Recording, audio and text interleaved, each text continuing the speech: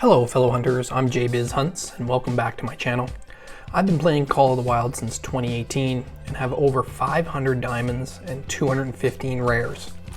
And I want to show you how I find diamonds and rares on my map and on multiplayer. This video is a companion to my other video about initial spawn diamonds and rares that are on your single player maps. Let's go. Step 1. Do your research. Before you venture out looking for diamonds and rares, you should do your research on the animal you are wanting to target first.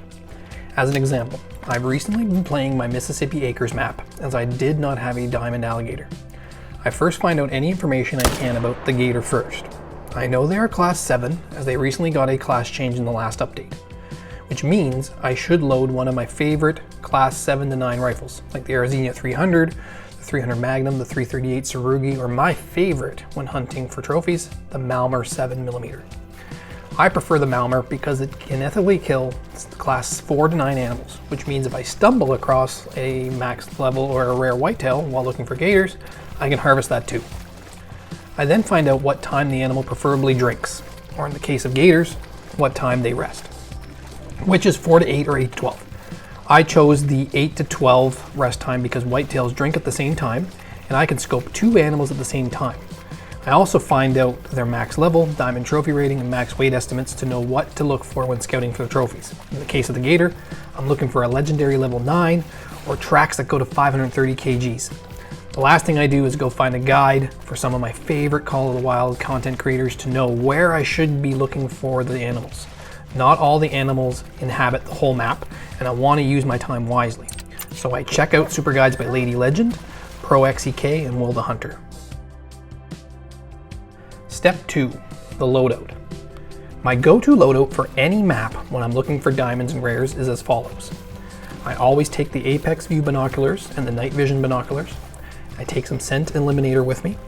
I always take one tent, a 22 for class 1 animals. I don't usually bring a shotgun as the 22 weighs less when trophy hunting and I just need one shot. It also has a range of up to 150 meters, which helps. I always take the 243 Ranger as it can ethically take classes 2 to 6, is honestly the best gun in the game for its versatility and shoots very straight and flat to 300 meters.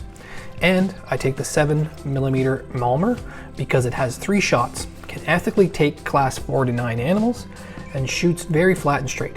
I know the 243 and the 7mm are not the biggest punch for their weight class, but I just need a single lung shot when I'm looking for trophies and they usually don't require a follow-up shot. Step 3.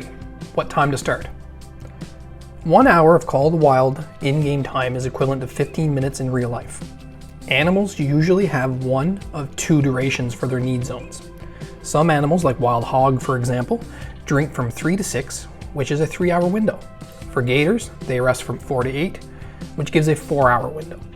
However, never start looking for the animals right at the start of their need zone times. I always give them 1.5 hours to travel to their zones. For gators, I set the clock to 10 a.m., which gives me 2 hours to scout per time reset. Step 4. The approach for lakes. I usually set a map marker to the water's edge that I'm traveling to. I check my wind direction to see what direction I should approach. Animals can smell you within 200 meters, hence why I use scent eliminator when I get a poor wind. You want to be running away from the cone direction, as that shows where the wind is blowing and the spreading your smell. I run until it says I am within 200 meters. I then walk to 125 meters, and then I crouch walk to the water's edge. Once I'm at the water's edge, I use my binoculars to scout the whole lake.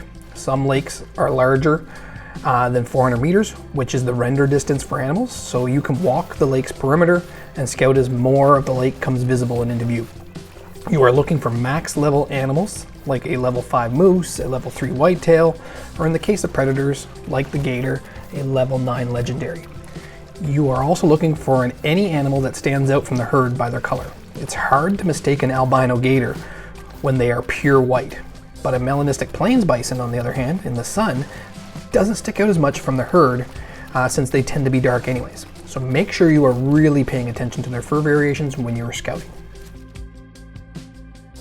Step 5. The approach for rivers. I use the same approach for lakes by watching my wind direction, using the 200 meter, 125 meter rule for running, walking, or crouching. However, it's what I do when I get to the river's edge that's different. Lakes, you can basically scout the whole area from the one entry point. Rivers, you must walk the edge up the length of the river. I know I won't spook animals within 200 meters of running, so I check my surroundings first for all the zones, and if I don't see any, I set a map marker 400 meters up the river in the direction I'm running, trying to run the river against the wind so animals don't smell me coming. If I spot an animal, I do the same 200 meter run, 125 meter walk trick, and I'm always resetting the map indicator to 400 meters every time I get to 200 meters. Step 6, time resets. When I reach the end of the drink or feed time, I place my tent and I reset the time to the time that I start at. For gators, I'm always setting my time for 10 a.m., scouting until 12 p.m., and then resetting my tent and my time back to 10 a.m. That way the animals you have not scouted have not left their previous drink time and should still be there waiting in their zone. I use the tent because the reset is 25% cheaper for in-game cash than using an outpost.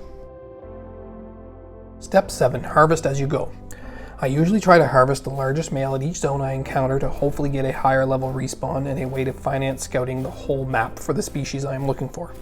Frequent time resets using a tent will cost you $1,850 on average of in-game money and can deplete your savings that you should be using for taxidermizing your trophies, purchasing bullets, and in-game gear. By shooting at least 2 to 5 animals while scouting, you will always end up at a positive. For example, while looking for trophy gators, if I harvested 4 during my 2-hour window, I would pocket on average $4,000. Minus the time reset of $1,850, I still ended up with a positive of at least $2,000 into my virtual bank account. Step 8, need zone indicators. If you pick up the need zone indicator and have the right skill set, you can learn a lot about the animals. You can see how many animals are using the zone if it's a herd. If you spooked them before you showed up, but you gained the zone, you can later place a map indicator on the zone and use the 200 meter approach method to make sure you do not scare them when you come back to scout them. The other thing I've learned is that many animals share the same need zones. For example, when looking for whitetail on Layton Lakes, if you find their drink zone indicator and come back during moose drink time, there's a good chance a moose may be drinking at the same zone indicator as the whitetail, as they share a same home range. This is good information to know for when you begin scouting for the next species that share similar areas on the map, as you can almost always be prepared to know where they may be. Step 9, animal tracks. I always check animal tracks near need zones that I am scouting. By highlighting the track, it will tell you the weight estimate of the animal. If it has a max weight estimate track, it has potential to be a max level animal. However, for species like deer and herd animals, a mid-level animal can have a max weight estimate. I usually do not get excited for max weight estimate tracks for those species. However, predators, birds, and small game, I do follow max estimate tracks. The reason being is there is usually lower populations for predators, and they are usually solo zones. So if it's worth taking a side mission to find who left the max weight tracks, I do that. For birds and rabbits, I find they regularly make diamond at a level below max. So in Mississippi, as an example, while looking for gators, I followed a max weight eastern wild turkey for 1.21 kilometers, and it ended up being a max level 3 diamond as shown. Step 10, disturbed vegetation. There is an ambusher skill called Disturbed Vegetation. It is a tier 5 skill, so you will have to be at a higher level to obtain this skill class. It's not required, but it has helped me find a few rare animals along the way. What Disturbed Vegetation does is it tells you the fur variation of the animal you are tracking when you find a Disturbed Vegetation indicator.